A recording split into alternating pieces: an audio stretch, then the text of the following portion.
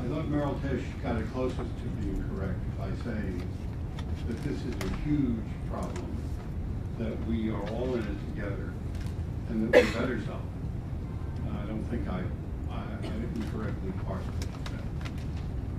None of us is blameless, but our society is in terrible trouble. Less than 50% of the kids in 50 of the largest cities in this country are not graduating from high school. I've got 3 major high schools in New York City with Regents reports I have here. A. Philip Randolph. Sir, I don't need to give you a question in just a minute.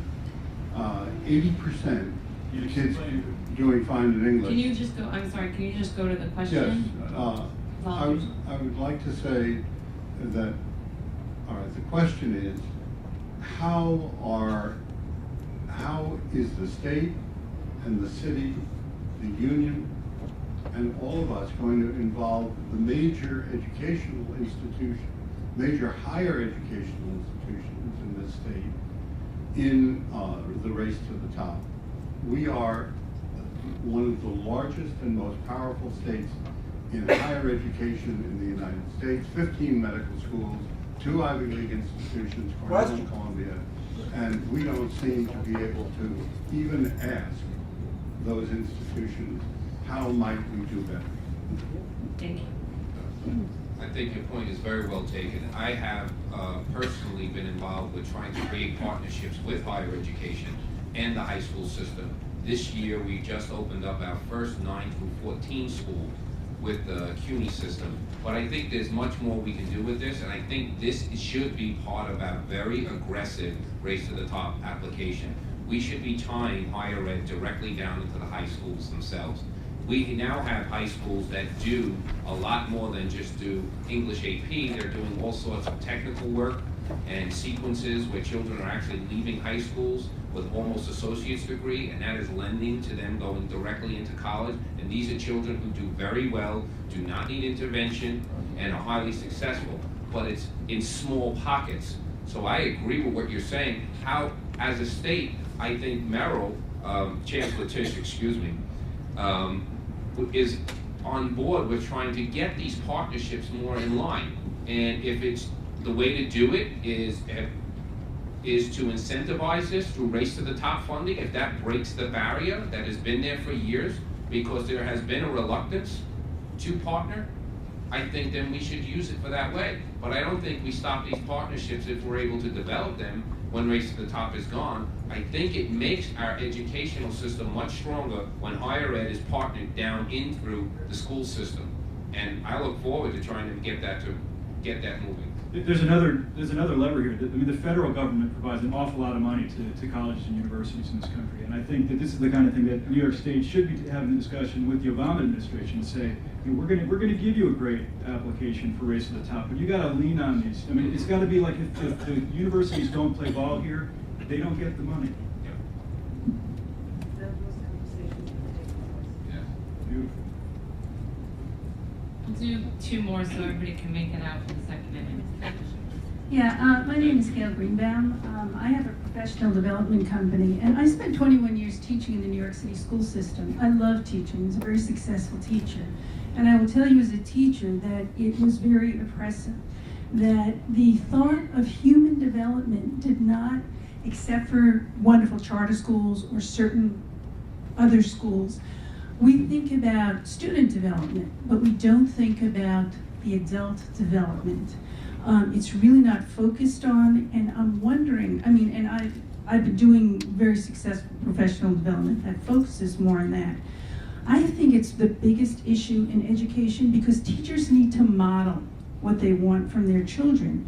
This isn't discussed. This is what a great teacher does. I mean, and people don't really focus on that part of their Ma'am, can I ask you to ask your question if you have one? I wonder how much thought is being given to this about the teacher development. You want excellent teachers, but excellent teachers normally aren't born.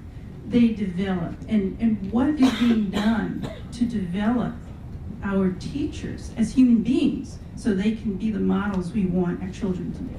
We spent a lot of time at Harlem Success thinking about teacher training and their development. So there are some structural things, again, you can't do them so easily in the New York City school system, given the state of affairs.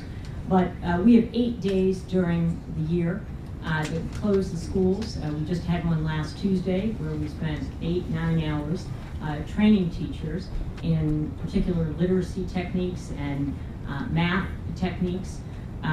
We have 3 to 4 weeks of faculty orientation before schools start.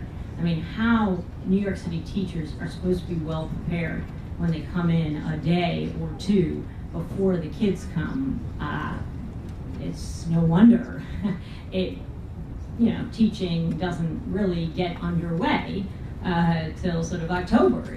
If teachers are still setting up their room in the 4 schools that we were co-located in, we saw children entering rooms that were not ready. It's unimaginable to us. We are very, very fastidious about the room being set up. You have to know where your word wall is going to be, and you've got to have your charts ready and so forth. So we spend an enormous amount of time to develop our teachers to think about what they need. And it's beyond our 4 walls. We sent our science team to the National Science Teachers Association Conference.